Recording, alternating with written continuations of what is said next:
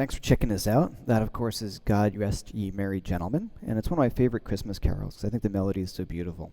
It's basically an E minor, and what I'm going for here is I would, channeling Jeff Beck and Mark Knopfler, who are two of my favorite guitar players. And what I love about them is their touch and their approach to playing melodies. And the guitar can be such an expressive instrument. And a lot of it for me was just kind of taking time and thinking about how I can play things differently, or how I can approach a melody. And as I go through, I'll explain that in better detail, of course. So the first thing we're doing is learning the melody in 3 positions. I start off the tune, I play the melody down here, and use some open strings, then I just bring it up an octave to help build up some excitement. And then once again, I bring it up an octave above that for the end of the tune, so I have the higher version of the melody. Now, the first thing, like I said, is you really want to learn how to play the melody by itself. And I've tabbed it out. I'm going to tab out the 3 positions I play it in. Now, it may not be 100% of what I tabbed out because I'm improvising how I approach the melody. So the point of this exercise in learning the tune is, one, it's great and it's fun, is you getting your own interpretation of the melody. And I'll just give you an idea as to what I'm doing, and it's fairly simple conceptually. Okay, so the first thing.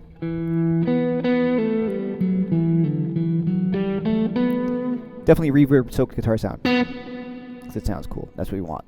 All right, so first thing I'm playing the melody with my fingers, not my pick. So I put my pick between my first and second finger.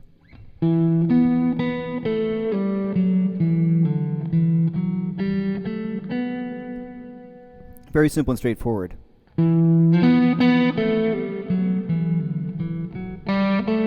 And now,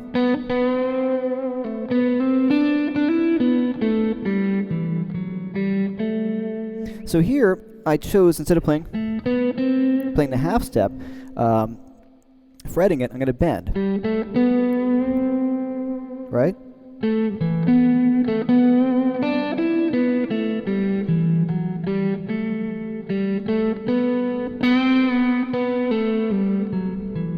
Da-da-bomb.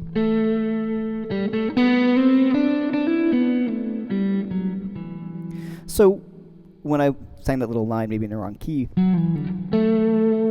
I left out that little melody and just went to that A, because I like the space that it left. So it's an interpretation of the melody.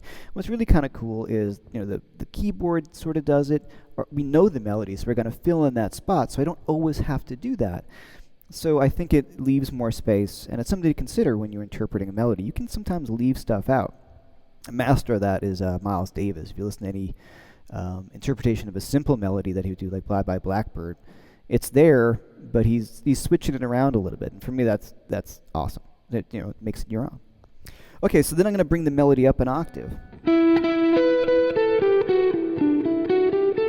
the first thing I didn't want to do was just play it that straight. So I'm still using my fingers. And here,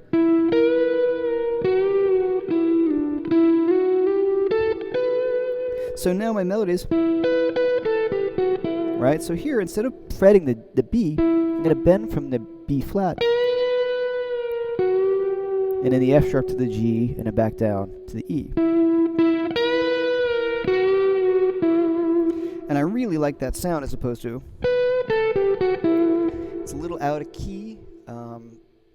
Not really, but it adds a level of drama to the melody, right? So it's kind of cooler. It's a little bit of a curveball, and I really like that. So, and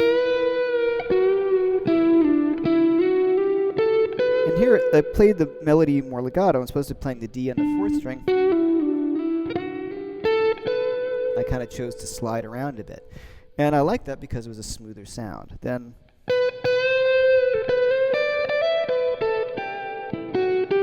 same thing here. Right? So when I play that B to that C, I chose it as a bend. And sometimes I'm a little flat on the bend on purpose. Yeah.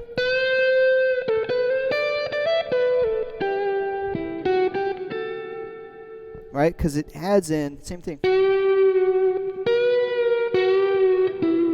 And if you really kind of work on those microtonal bends, it really functions really like a fretless instrument, like a violin.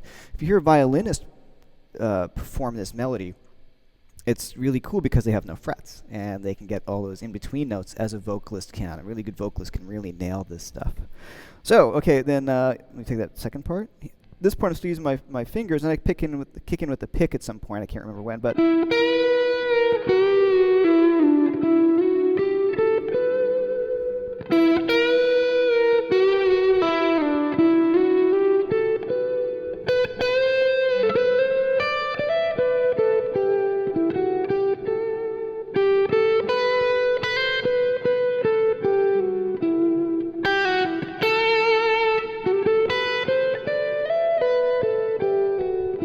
So that's up to you how you want to interpret that.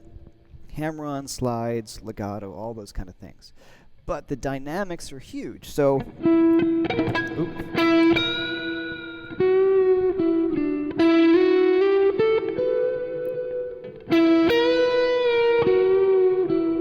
much softer, right? Harder.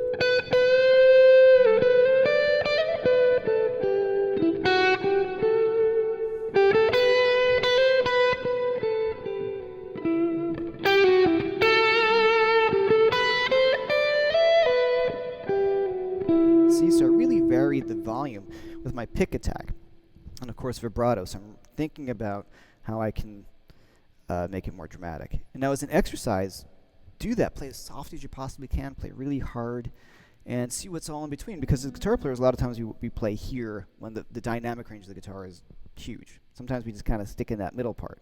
So it's really important to kind of experiment with that. Now I bring it up an octave.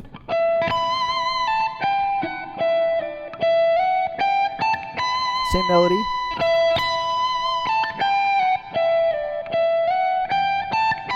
Then kind of lay back.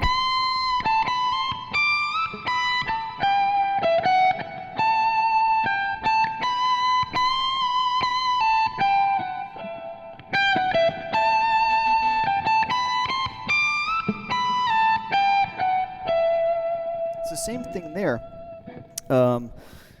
Adding in dynamics is the real key to it. First of all, learn the melody, and so really go,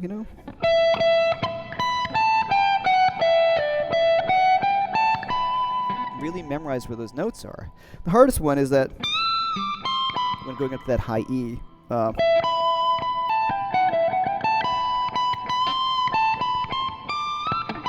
right, that's the toughest one I think on a guitar.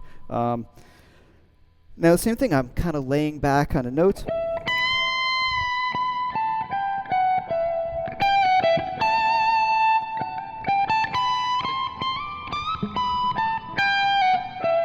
Dynamically, I'm picking harder and softer. So it takes a lot of time to do this, but it's a heck of a lot of fun. Really just got to interpret the stuff and then, come up with your own approach to it. One little thing I'm doing that's kind of something I'm doing a lot lately is on my pick, I'm playing with the rounded part. And it changes quite the attack. So here, the pointy part.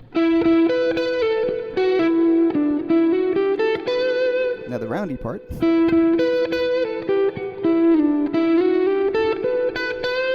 Point. So really kind of a sharper attack. It's subtle, but it's there and it's super cool.